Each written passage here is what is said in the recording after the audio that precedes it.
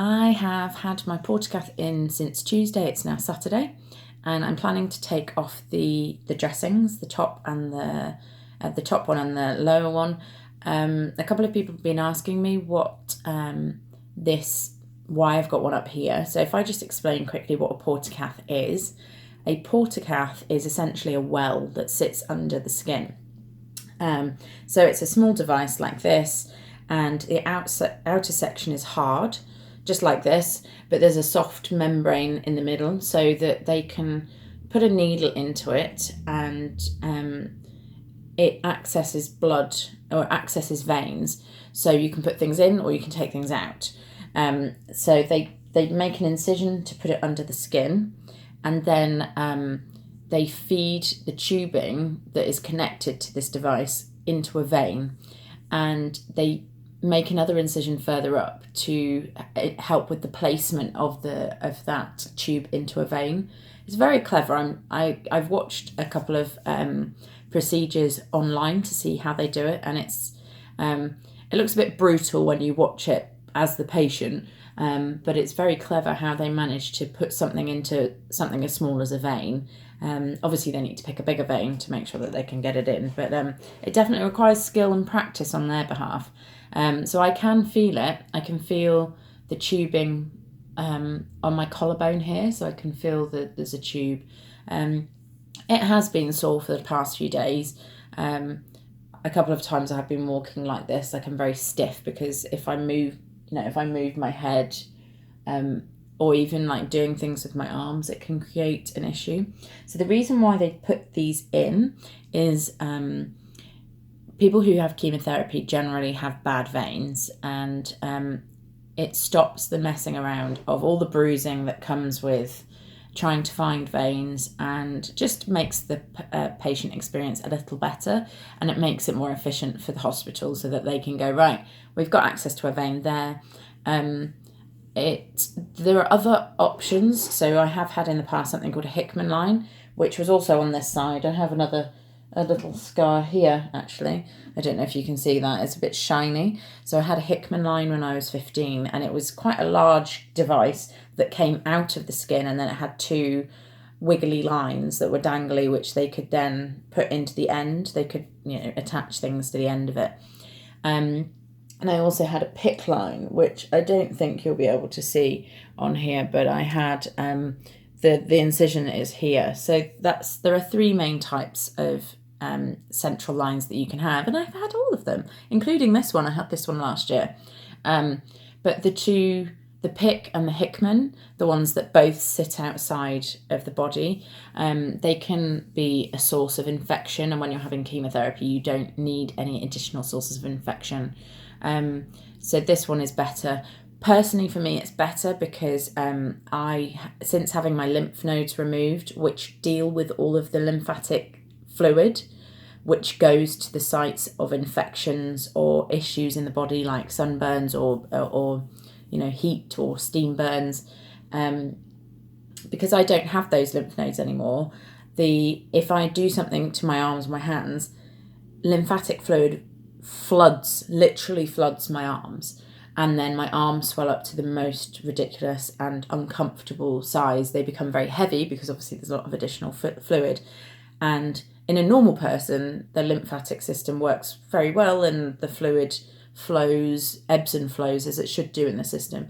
But once it's in my arms, it can't get out very easily, so it's very uncomfortable. I still have big arms now as a result of it. They're bigger than they ever used to be, and I've got a lot of stretch marks here from the lymphedema. They're quite bulky. They're fine today. They're not. I don't have any issues with them today, but they are much bigger than they would ordinarily be, and you can kind of just see that they're not.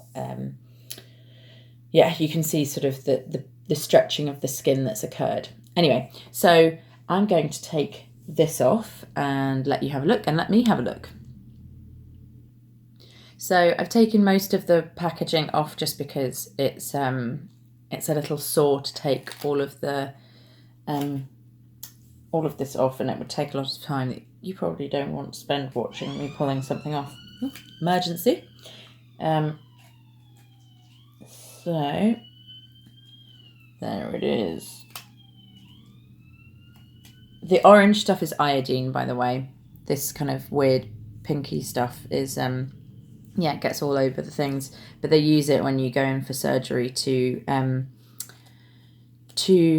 antibac, basically. Try and keep your skin clean so that when they cut into you, they don't give you an infection that you had sitting on your skin. So I will bring you in a bit closer.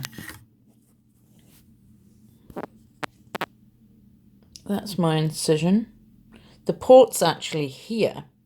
So what they've done is they've cut here and made a pocket. So I can feel that port there. And you probably can see the two bulky sides of it, the little nodules. So they use there are 3 nodules so that they can put their finger on it and go, okay, so there's one corner. So it's like a triangle. There's another corner and there's another corner, so that they know where to aim the needle, so they don't want to obviously be hitting. But yes, you can see I am a little bit bruised and sore. I'm going to give this a clean up and I'm going to see what happens with the neck. Okay, I've taken the neck edge off so I can have a look at what's going on under here. Ooh. I can't see it because it's on my neck. I'm going to have to use the camera to see what's going on. Right. Let's bring this in closer so I can also have a first time view. I think I'm going to have to use a mirror because I can't see what this is. Oh, wow. That's some interesting bruising. I don't really know what happened there.